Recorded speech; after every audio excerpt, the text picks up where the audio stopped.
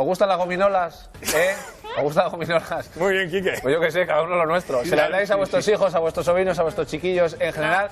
Pues a ver, lo mismo después de ver este vídeo, se os van a quitar las ganas de gominolas un tiempecito.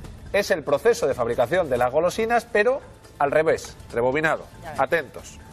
Esta es la gominola, su fase final, saliendo de una boca, va a la bolsa, ahí está embolsada, y este es el proceso.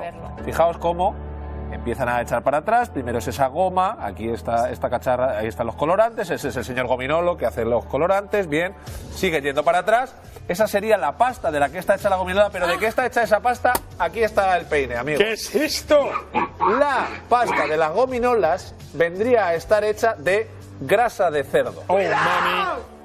Es grasa del jamón de cerdo. Y esto es, me acabo de enterar yo viendo este vídeo, bueno, lo he visto antes de entrar aquí, las gominolas son grasa de cerdo con azúcar. Y ese es el proceso hasta el que llegamos al origen, lo que vendría siendo el cochinillo y su carita. ¿Qué os parece, gente joven? ¡Qué asco me das, Quique! ¿Por qué te dedicas a romper la magia? He venido a destrozar la ilusión de vivir de las personas. A mí me parece muy bien que hayamos puesto este vídeo aquí y que la gente se conciencie de que no hay que comer eso. Bueno, o sea, es que eso no es